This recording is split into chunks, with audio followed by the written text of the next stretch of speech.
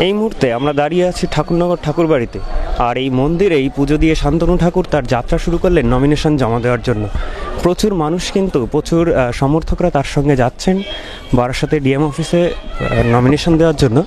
আর সঙ্গে থাকবো আমরা, আপনারাও থাকুন। আজকে আপনি নমিনেশন জমা দিতে যাচ্ছেন, আর আজকে মতুয়াদের ভোটের পাশাপাশি গোবরডাঙ্গার এলাকাবাসীরও একটা বড় অংশ ভোট ডিপেন্ড করে। সেই জায়গায় গোবরডাঙ্গার একটা হাসপাতাল দরকার, কিন্তু তৃণমূল সুপ্রিমো সেটা পুরোপুরি বারণ করে দেয় যে গোবরডাঙ্গায় কোনো হাসপাতাল হবে না। সেটা নিয়ে আপনি কি বলবেন? এটা নিয়ে আপনারা সকলেই জানেন, এটা নিয়ে খোদ টিএমসির পক্ষ থেকে মমতা ব্যানার্জির এগেনস্টে সোচ্চার হয়েছিল। তো আমার এটা একটা গুরু দায়িত্বের মধ্যে পড়ে যে বনগাঁ লোকসভায় ভারতীয় জনতা পার্টি জয়লাভের পরে আপামর আজকে গোবরডাঙ্গাবাসীর জন্য তাদের হসপিটালটা একটা যেখানে মানুষের সুরক্ষা প্রদান, সেখানে মমতা বন্দ্যোপাধ্যায় এভাবে অ্যাভয়েড করে যেতে পারে না। যেখানে যে স্বাস্থ্যকেন্দ্রগুলো আছে, হসপিটাল, সেগুলো ডেভেলপমেন্ট করতে হবে। মমতা বন্দ্যোপাধ্যায় ভোটের রাজনীতি করছে এবং সেই রাজনীতিতে আজকে সাধারণ মানুষ ক্ষতিগ্রস্ত। আজকে একটা সরকারি একটা হসপিটাল সেটা বন্ধ হয়ে গেছে, তো এই সরকারের ভ্রুক্ষেপ নেই, কারণ এটা রুরাল এরিয়া, ডেভেলপমেন্ট এরিয়া হলো। আজকে সেখানে সঙ্গে সঙ্গে মমতা বন্দ্যোপাধ্যায় সেই এলাকাগুলোতে ছুটে যাচ্ছেন, কিন্তু আজকে রুরাল ডেভেলপমেন্ট যে এলাকাগুলো সেখানে কোনো কর্মকাণ্ড হচ্ছে। তা আমি সবার প্রথমে গোবরডাঙ্গা নিবাসীকে বলতে চাই যে আপনাদের পাশে আছি, এটা নিয়ে আগামীতে বৃহত্তর লড়াই দেবো। আপনার বিরোধিতায় যে তৃণমূলের হয়ে লড়ছেন তিনি জানান যে এনআরসিতে মতুয়াদের বড় প্রবলেম হবে, তো সেই এগেইনস্টে আপনি কি বলেন? দেখুন, সর্বপ্রথমে কথা হচ্ছে উনি বিলের বিরোধিতা করলেন কেন? কি প্রবলেম হবে সে বিলের বিরোধিতা করার কারণটা কি? এনআরসির মানে মানুষকে বোকা বানানো নয়। এনআরসি নিয়ে বোকা বানাচ্ছেন মানুষকে। এনআরসির মানে হচ্ছে ন্যাশনাল রেজিস্টার অফ সিটিজেন, জাতীয় নাগরিকপঞ্জি। একটা প্রথম শ্রেণীর দেশে, একটা বৃহত্তর এই পৃথিবীর মধ্যে যদি প্রথম শ্রেণীর দেশ হতে হয়, সেখানে নাগরিকপঞ্জি আবশ্যক এই কারণেই যে একটা দেশে অবৈধ লোক বসবাস করছে, সেই অবৈধ লোকের ভরণ পোষণ আমরা দেব।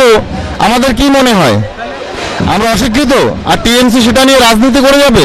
এর কারণ অবৈধ তারা যারা ভারত ভাগ করে বাংলাদেশ পাকিস্তান বানিয়েছে, পূর্ব পাকিস্তান পশ্চিম পাকিস্তান বানিয়েছিল, তারা পুনরায় ভারতে এসে ঘুষবাটি হয়ে রয়েছে। এটা হচ্ছে পরিষ্কার কথা। আমরা তাদের থাকতে দেবো না। আমাদের কোনো মুসলিম বিরোধিতা নেই। যে মুসলিম ভাইয়েরাই এই এপার বাংলাতে আছেন, ভারতবর্ষে আছেন, তারা আমাদের নেবর, তারা আমাদের বন্ধুর মতো, ভাইয়ের মতো। যারা বোনেরা আছেন বোনের মতো। কিন্তু যারা দেশ ভাগ করে নিয়ে চলে গেছেন বাংলাদেশে, তারা পুনরায় এসে ভারতবর্ষে বসবাস করবেন, সেটা আমরা থাকতে দেবো না তাদের। এখানে আবার তারা এসে আবার দেশ ভাগ করার একটা পরিকল্পনা করবে, এটা হতে পারে না। আমাদের দেশের মুসলিম ভাইয়েরা ঠিক আছে, তারা ঠিক থাকবে, এটুকু আশা রাখি। এবং মমতা ঠাকুর এবং মমতা সরকার, মমতা বন্দ্যোপাধ্যায় সরকার যে বিভ্রান্তি ছড়াচ্ছে এনআরসি নিয়ে, সেটা সম্পূর্ণ মিথ্যা। শুধু ভোটের রাজনীতি করবার জন্য এই মিথ্যা প্রতিশ্রুতি, মিথ্যা পদক্ষেপ, মানুষকে ভুল বাজানো চলছে, এছাড়া আর কিছু নয়।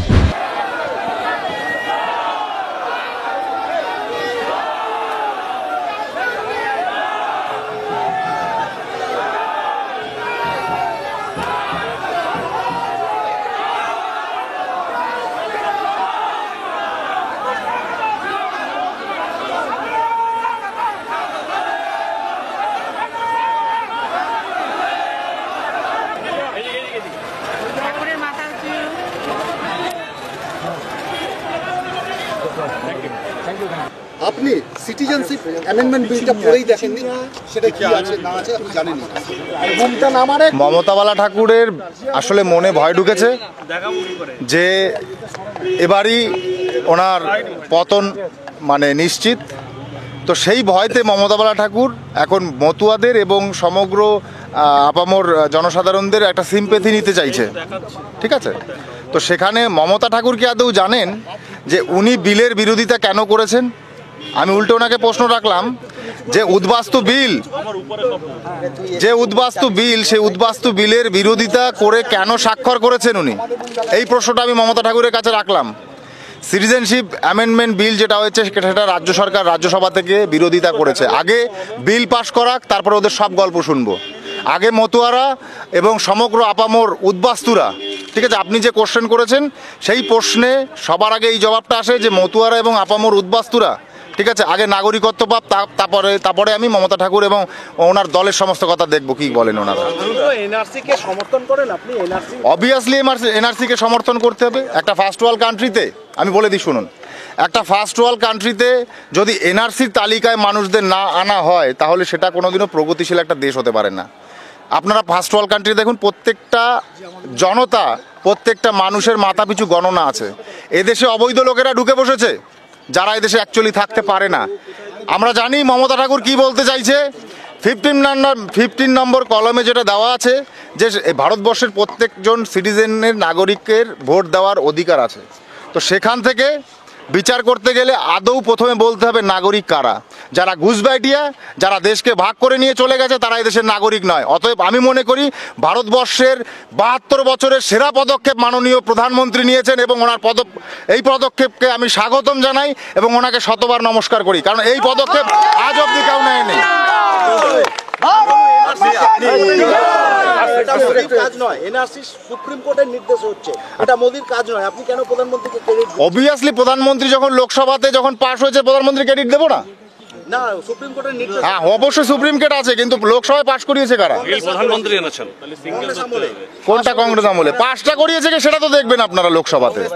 কংগ্রেস তো অনেক কিছু করেছে, দেশকে ভাগ করেছে না কংগ্রেস। আজকে কংগ্রেস সবচাইতে বেশি শেষ করেছে আমাদের, আমি বলে দিই। আজকে যদি আমরা পূর্ব পাকিস্তানে চলে গেছি, ঠিক আছে, সবচাইতে বেশি ডিপ্রাইভ আজকে কংগ্রেসের জন্য। তো সব দায় কংগ্রেসের নিতে হবে। তার সঙ্গে যুক্ত হয়েছে আদার্স 40 বছর 50 বছর ধরে বাংলার বুকে যারা রয়েছে তারা সবাই দায়ী, কারণ এই উদ্বাস্তু সমস্যার সমাধান করেনি। আমি গ্রেটফুল মনে করি যে প্রধানমন্ত্রীর এই শ্রেষ্ঠ পদক্ষেপ, ঐতিহাসিক পদক্ষেপের জন্য। এনআরসি নিয়ে পার্লামেন্টে বিল আনা দরকার মোদি সারা দেশের এনআরসি করার জন্য, শুধু অসমে কেন? অসমে যেটা হচ্ছে সুপ্রিম কোর্টের নির্দেশে হচ্ছে। হ্যাঁ, হচ্ছে সারা দেশের জন্য। সারা দেশের জন্য। দেখুন, বাংলার বিষয়টা অন্যরকম, অসমেরটা ব্যাপার, এটা নিয়ে দীর্ঘ কথা বলতে হবে। 1971 সালে যখন বাংলাদেশ গণপ্রজাতন্ত্র হয় তখন বাংলাদেশ স্বাধীন হয়ে যায়। তার আগে কিন্তু পূর্ব পাকিস্তান ছিল, এখানে কিন্তু সমস্ত কিছু গুলিয়েছে। তো সেখানে 86-এ যখন ইন্দিরা গান্ধী, আমাদের রাজীব গান্ধী যখন একটা চুক্তি করলেন, ঠিক আছে, যে যারা 71-এর পরে যারা এসেছে তারা ভারতবর্ষের নাগরিক নয়, এটা তো বাস্তব। তো সেখানে ওই স্বাধীনতার জন্য, বাংলাদেশের স্বাধীনতার জন্য স্বাধীনতার পরে কিছু মানুষ সিলেট এরিয়াতে চলে যায় বাংলাদেশ থেকে। তখন সেখানের আসু একটা সংস্থা, বেসরকারি সংস্থা, তো তারাই এই প্রতিবাদ জানায় এবং সুপ্রিম কোর্টে এটা নিয়ে একটা কেস করে। তো মূলত আসামের ম্যাটারটা এখানে, এটা পশ্চিমবাংলার ম্যাটার নয়। পশ্চিমবাংলায় তো অলরেডি সেটেলড, তো এই ইস্যু নিয়ে আজকে মনে করি তৃণমূল কংগ্রেস যেটা করছে সেটা মানুষের জন্য ভালো করছে না, আপামর উদ্বাস্তু মানুষদের একটা ক্ষিপ্ত অবস্থানে তুলে দিচ্ছে। আর এটা নিয়ে আমার সবচাইতে বড় আন্দোলন এবং মোদিজিকে আমার স্যালুট এই একটাই কারণে যে উনি আজকে পার্লামেন্টে 2019-এর শীতকালীন অধিবেশনে এই বিলটি পাশ করিয়েছেন। একটা প্রশ্ন করবো আপনাকে যে আপনি মতুয়াদের মতুয়াদের নাগরিকত্ব কোনটাকে আপনি সামনে রাখছেন প্রচারে? অবশ্যই দুটোই সামনে থাকছে। সার্বিক ব্যাপার নিয়ে চিন্তা করছি। অবশ্যই আমি মতুয়া অবস্থান থেকে বিলংস করছি, মতুয়াদেরও অবশ্যই ডেভেলপমেন্টের কথা ভাববো। সেখানে উদ্বাস্তু এত বড় একটা পদক্ষেপ নিয়েছেন এবং বিশেষ করে মাননীয় প্রধানমন্ত্রী দৃষ্টি আকর্ষণ করেছেন বনগাঁ লোকসভায় এসে, তো এটা আমাদের কাছে একটা গ্রেট পাওনা। আপনার প্রতিদ্বন্দ্বী প্রার্থী অলোকেশ দাস তিনি গতকাল মনোনয়নপত্র জমা দিতে এসে বলেছেন মতুয়ারা তারা কোন দিকে ভোট দেবে তারা সেটা বুঝতে পারে। পলিটিক্যাল ফোরামে উনি যা বলেছেন সেটা ওনার কথা বলেছেন, ওটা নিয়ে আমি কোনো বক্তব্য দেবো না। প্রতিক্রিয়া যে নমিনেশনটা আমাদের সাকসেস হয়েছে এবং আগামী দিনে এই সাকসেস ভারতীয় জনতা পার্টির পক্ষ থেকে গণতন্ত্রে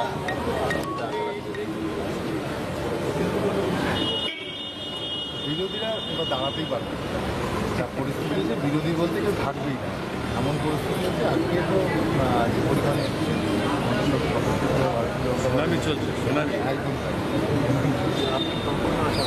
আমি তো আগেও বলেছি সম্পূর্ণ আশাবাদী। এত পরিসংখ্যান এই মুহূর্তে দেওয়া সম্ভব নয়, এটা তো সময় বলবে না। তৃণমূলের মধ্যে একটা শক্ত ঘাঁটি, কোনো শক্ত ঘাঁটি নেই তৃণমূল। আমরা শক্ত বানিয়েছিলাম, আমরা ফেলে দেবো। এই মুহূর্তে আমরা দাঁড়িয়ে আছি বারাসাত ডিএম অফিসের সামনে। শান্তনু ঠাকুর বনগাঁ লোকসভার বিজয়ী প্রার্থী এসে এখানে নমিনেশন জমা দিলেন। ঠাকুরনগর থেকে সকালবেলা বেরিয়ে তিনি তার সমর্থকদের নিয়ে, বিজেপি সমর্থকদের নিয়ে চলে আসেন ডিএম অফিসে। এখানে এসেই তিনি ক্যামেরার সামনে আমাদের সামনেও আসেন, সাংবাদিকদের সঙ্গে কথা বলেন, তারপরে তিনি নমিনেশন দিয়ে এখান থেকে বেরিয়ে যান।